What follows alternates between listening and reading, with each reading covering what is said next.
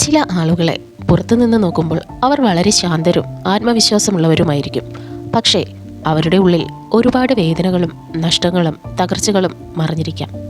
ജീവിതം പലവട്ടം പരീക്ഷിച്ചവരാണ് പലപ്പോഴും ഇങ്ങനെ കാണപ്പെടുന്നത്.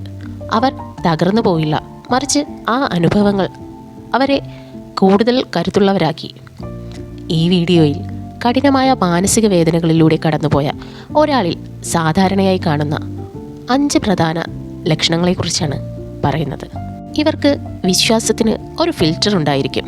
മുമ്പ് എല്ലാവരെയും എളുപ്പത്തിൽ വിശ്വസിച്ചിരുന്ന ഒരാൾ വഞ്ചനയും നിരാശയും അനുഭവിച്ച ശേഷം കൂടുതൽ സൂക്ഷ്മശാലിയാകും.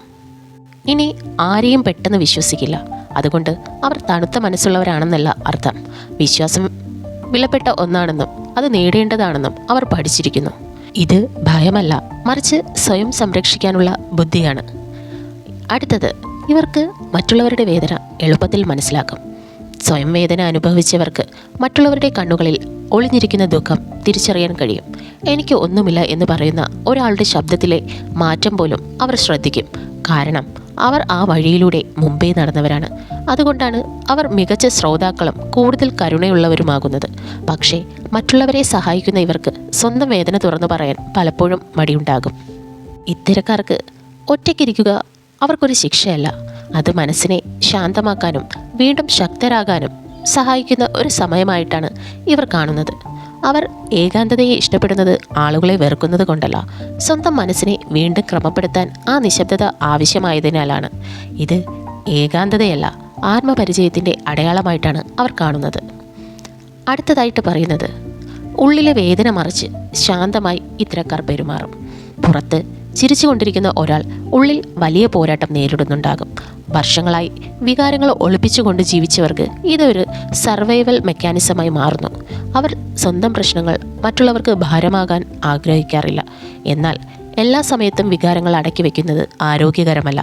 വിശ്വസിക്കാവുന്ന ഒരാളോട് സംസാരിക്കുന്നത് പലപ്പോഴും വലിയ ആശ്വാസമാകും. സ്വയം ആശ്രയിക്കാൻ ഇത്തരക്കാർ പഠിച്ചിരിക്കും. ജീവിതം പലവട്ടം നിരാശപ്പെടുത്തിയപ്പോൾ എന്നെ ഞാൻ തന്നെ രക്ഷിക്കണമെന്ന ചിന്ത ശക്തമാകും. ഇത് ആത്മവിശ്വാസം നൽകുന്ന ഒരു ഗുണമാണ്. പക്ഷേ സഹായം ചോദിക്കാൻ പോലും പേടിക്കുന്ന അവസ്ഥയിലേക്ക് അത് മാറരുത്. ശക്തനായ ഒരാൾക്കും ചിലപ്പോൾ മറ്റുള്ളവരുടെ പിന്തുണ ആവശ്യമായി വരും. കഠിനമായ അനുഭവങ്ങൾ ഒരാളെ തകർക്കുകയും അല്ലെങ്കിൽ കൂടുതൽ പക്വവും കരുത്തനായി മാറ്റുകയും ചെയ്യാം. ജീവിതത്തെക്കുറിച്ചുള്ള ആഴമുള്ള ധാരണ, മനുഷ്യരുടെ വികാരങ്ങൾ മനസ്സിലാക്കാനുള്ള കഴിവ്, ചെറിയ സന്തോഷങ്ങളെ വിലമതിക്കാനുള്ള മനോഭാവം, ഇവയെല്ലാം ചിലപ്പോൾ വലിയ വേദനകൾക്ക് ശേഷമാണ് രൂപപ്പെടുന്നത്.